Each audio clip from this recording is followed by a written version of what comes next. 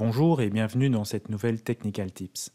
Je vais vous montrer comment vous pouvez facilement ajouter du relief sur des modèles aux surfaces planes grâce à la technique du Displacement Mapping, disponible dans SolidWorks Visualize.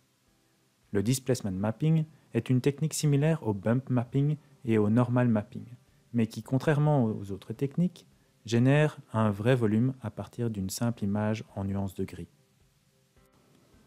Pour commencer, il faut créer une nouvelle apparence.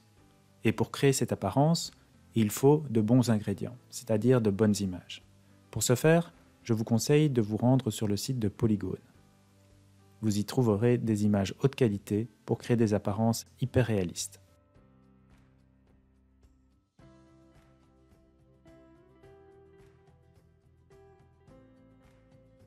Choisissez votre apparence parmi un large choix, puis sélectionnez la qualité désirée.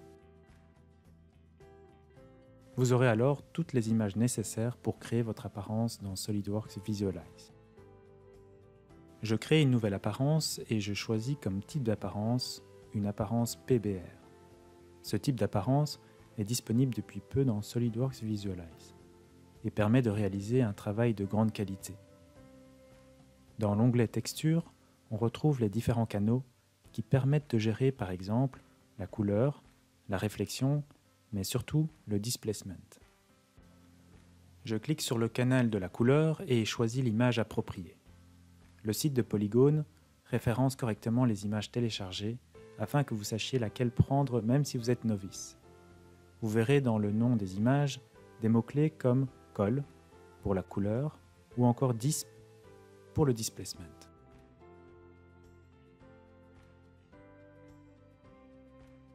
Lorsque vous validez la première image, SolidWorks Visualize a la capacité de choisir automatiquement les bonnes images pour les autres canaux, ce qui est fort pratique.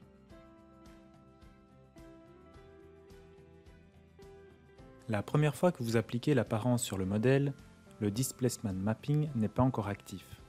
C'est la technique du Normal Mapping qui est alors utilisée. L'image du canal n'est pas la même que pour le Displacement et le résultat non plus.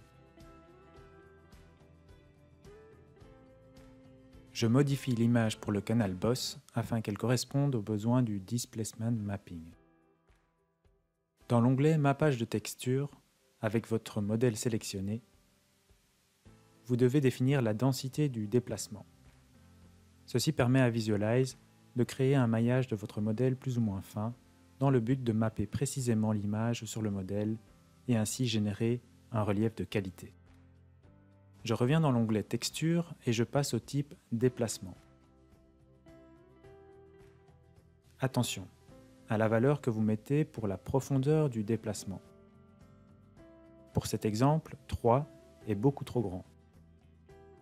Je teste et je finis par prendre une valeur de 0,12.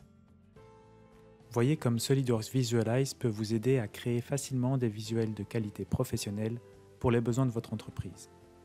Je vous remercie de m'avoir suivi et vous dis à bientôt dans une prochaine Technical Tips.